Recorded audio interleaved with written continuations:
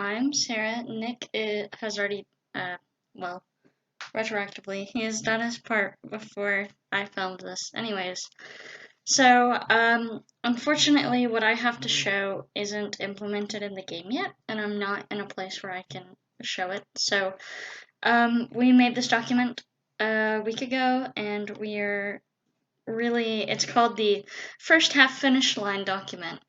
So we kind of had to make the decision to make the best game that we can in the long run to focus on like the first phase and like half of the second phase, um, just so we can build a strong foundation and continue development on the game next semester.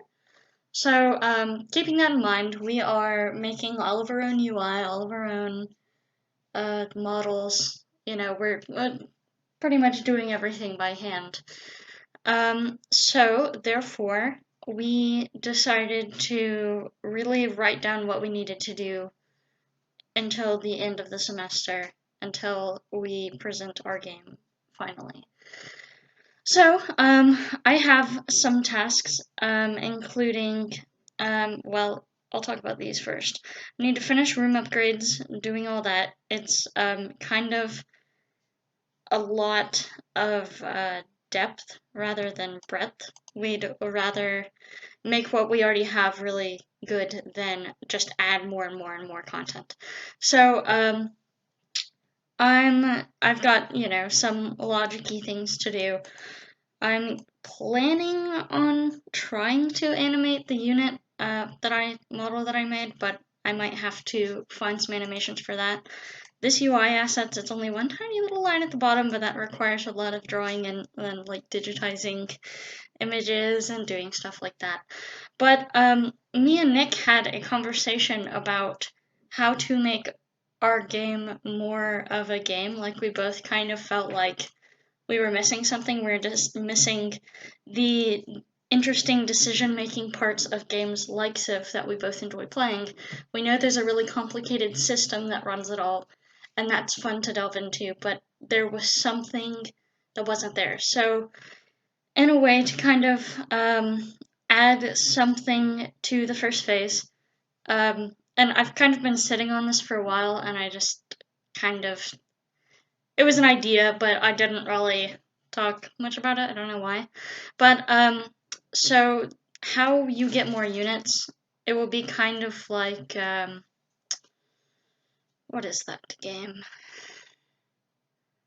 Oof. Oh, like, um, it is called Europa Universalis. Yep, EU4. Um, but oh yeah, so EU4, there's kind of this thing where random events happen, but they like have some effect on what you choose. I've also played games like Dwarf Fortress or I can't remember the other game, but sometimes it'll be like, hey, do you want to add a person? And that person could either be good or bad. So we're gonna try to do something like that to add more units to the group. We are going to have a random event where someone might come by and be like, hey, I heard this is going on in the world, or hey, I heard this, but I want something in return for this information, or maybe a trader that can trade resources and, might have a rare upgrade for the robot once it, that you can't use until you repair it. So that's kind of what I'm going to work on for the rest of the time, and Nick's stuff is down here. He'll talk more about that in his section, but yeah, on to Nick.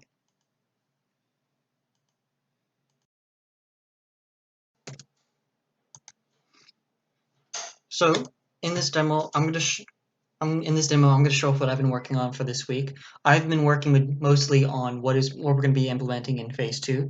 More specifically, I have enemy units set up.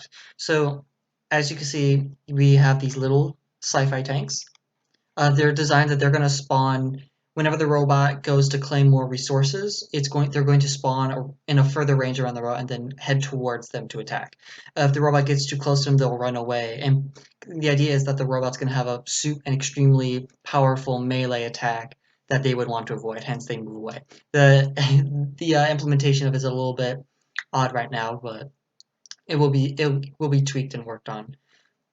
I do want to show off more specifically the robots. We saw that we have this tank here, but there's also we're going to be having spawning this small robot. The idea is that this is a smaller version of this one, possibly produced by the same entity but as a smaller rank.